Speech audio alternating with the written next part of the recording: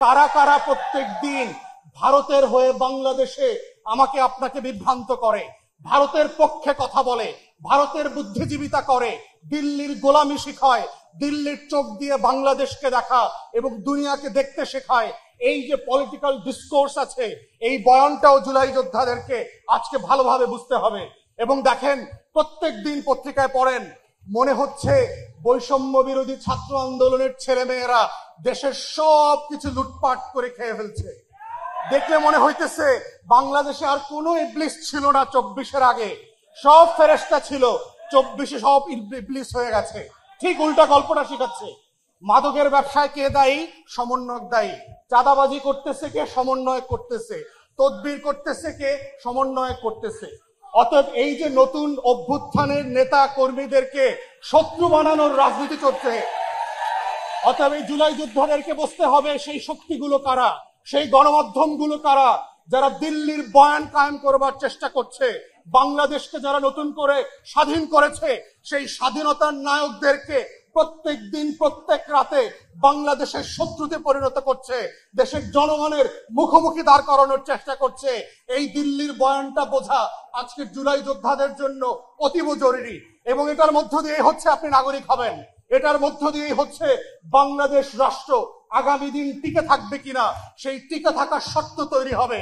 এবং সেই শর্তের ভিতরে শুধু বিদেশি শত্রু না, কারা কারা আজকে বাংলাদেশে মৌলবাদীদের উত্থানের গল্প শোনাচ্ছে, জঙ্গি উত্থানের গল্প শোনাচ্ছে।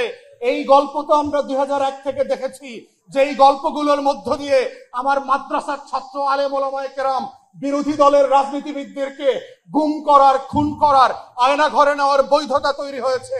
যেই গল্পের মধ্য দিয়ে জিয়া পরিবারের সদস্যদেরকে গুন্ডা বানানো হয়েছে, চোর বানানো হয়েছে, হাওয়া ভবনের নাটক তৈরি করা হয়েছে। যেই গল্পের মধ্য দিয়ে জাতীয়তাবাদী দেশপ্রেমিক শক্তিকে কিভাবে একের পর এক মিথ্যা মামলা দিয়ে বাংলাদেশের রাজনীতিতে নাই করে দেওয়া হয়েছে, এই গল্পটা আপনাদেরকে বুঝতে হবে।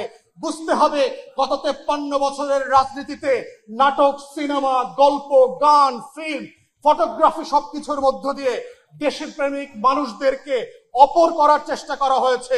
যারাই দিল্লির আধিপত্যবাদ মানছে না তাদেরকে জঙ্গি ট্যাগ দেওয়া হচ্ছে, তাদেরকে মৌলবাদী বানানো হচ্ছে, তাদেরকে হাওয়া ভবন বানানো হচ্ছে, তাদেরকে দেশের শত্রু বানানো হচ্ছে, তাদেরকেই পশ্চিমের কাছে গিয়ে বলা হচ্ছে বাংলাদেশে নাকি দক্ষিণপন্থীদের, মৌলবাদীদের উত্থান ঘটছে।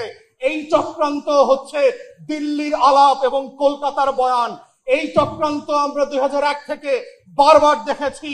বাংলাদেশের দেশপ্রেমিক শক্তিকে, গণ অভ্যুত্থানের পক্ষের শক্তিকে, জাতীয়তাবাদী শক্তিকে কিভাবে নাই করে দেবার বয়ান এবং বৈধতা তৈরি করেছে। তাই আজকে যারা জুলাই যোদ্ধা ছিলেন আপনাদেরকে বুঝতে হবে সেই শত্রুরা কারা, কারা কারা গণমাধ্যমে বসে পুরাতন বাংলাদেশের বন্দোবস্তকে ফিরায় নিয়ে আসার চেষ্টা করছে, কারা কারা প্রত্যেক দিন রাতে টকশোতে বসে জুলাইয়ের বিরুদ্ধে মতামত তৈরি করছে। আগেই তো বেশ ভালো ছিলাম, এমন দেশ কি চেয়েছিলাম যেই দেশ আমাকে দিল্লি থেকে নতুন করে স্বাধীন করেছে। অতএব সেই বাংলাদেশটা কোথায়? সেই বাংলাদেশটার আকাঙ্ক্ষাকে নতুন করে ধারণ করবার জন্য শত্রু আইডেন্টিফাই করা খুবই জরুরি। এবং তরুণদেরকে, শিক্ষার্থীদেরকে, তরুণীদেরকে, যারা শহীদ পরিবার, আহত পরিবার আছেন, আগামী দিনের বাংলাদেশ থাকবে কি থাকবে না এটা শর্ত হচ্ছে সেখানে। দ্বিতীয়ত হচ্ছে সংস্কারের আলাপ।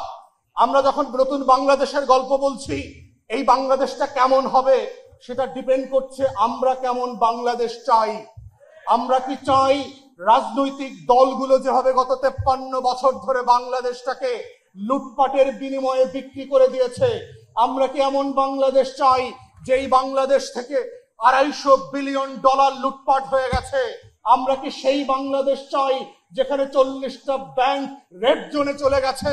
আমরা কি সেই বাংলাদেশ চাই যেই দেশে 800 গুম ঘর তৈরি হয়েছে, আয়না ঘর তৈরি হয়েছে?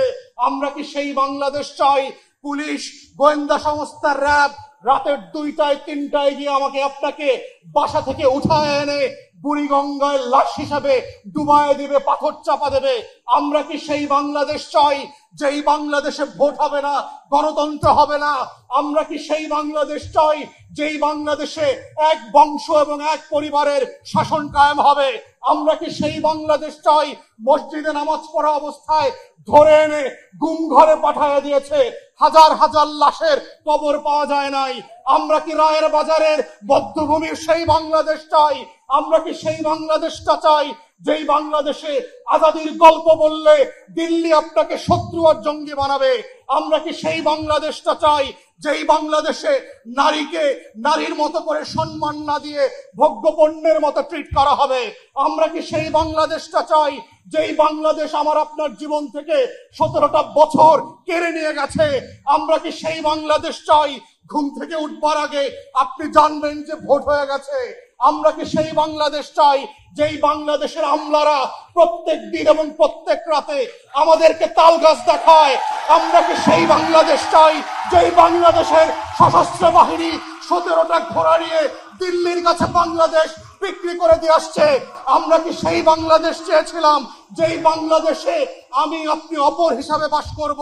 না নতুন বাংলাদেশটা আসলে আমার স্বপ্নের বাংলাদেশ হবে, যেই বাংলাদেশে আমার আজাদির লড়াই, আমার 71-এর ঘোষণাপত্র সাম্য, মানবিক মর্যাদা এবং সামাজিক সুবিচারের ভিত্তিতে একটা বৈষম্যহীন বাংলাদেশ উপহার দেবে, যেই বাংলাদেশ সবার হবে, চাকমার হবে, মারমার হবে, পাহাড়ির হবে, বাঙালির হবে, অবাঙালি উর্দুভাষীর হবে, হরিজন সাঁওতালের হবে, নারী এবং পুরুষের হবে, মুসলমান এবং হিন্দুর হবে, বাঙালি এবং অবাঙালি সবাই মিলে যে রাষ্ট্র গড়বার স্বপ্ন ছিল শত শত বছরের এই জমিনের আজাদির লড়াইয়ের বাংলাদেশ, সেই বাংলাদেশটাই হচ্ছে বাংলাদেশ 2। সেই বাংলাদেশটাই হচ্ছে জুলাই আগস্টের গণ অভ্যুত্থানের বাংলাদেশ। ওই বাংলাদেশটাকে আমরা ফেরত চাই, যেই বাংলাদেশে সেবা এবং সমস্যা সমাধানের রাজনীতির মধ্য দিয়ে আমরা একটা নতুন বাংলাদেশ করব। বারে বারে যেন আমাকে রাস্তায় এসে লড়াই করে রক্ত দিতে না হয়। আমরা যেন সেই বাংলাদেশটা চাই, এটাই যেন শেষ গণ অভ্যুত্থান হয়। যদি রাজনৈতিক দলগুলো এই বাস্তবতা না শুনে, এই বাস্তবতা মেনে না নিয়ে তার খাসলত পরিবর্তন না করে, তাহলে মনে রাখবেন জুলাই ঘোষণাপত্র আর জুলাই সনদের মধ্য দিয়ে আগামী দিনের নতুন গণ অভ্যুত্থানের ইশতেহার দেওয়া হবে নতুন বাংলাদেশ করবার জন্য। এই বাংলাদেশ যদি ফিরে না আনেন, আবারও লাখে লাখে কোটিতে কোটিতে আবাবিলরা আবু সাইদ আর মুগ্ধের মতো রাস্তায় নেমে আসবে। আমরা চাই রক্ত দেবার এই রাজনীতি যেন শেষ হয়ে যায়, দেশ গঠনের রাজনীতি ফিরে আসে, সংস্কারের রাজনীতি আসে, যেই রাজনীতিতে দেয়ালে দেয়ালে যে আকাঙ্ক্ষার কথা, স্বপ্নের কথা আমার লেখা ছিল, তার প্রত্যেকটা স্বপ্ন যেন এই বাংলাদেশে আমরা সবাই মিলে বাস্তবায়ন করতে পারি। এটাই হচ্ছে জুলাই যোদ্ধাদের কাছ থেকে আমাদের প্রত্যাশা এবং আহ্বান।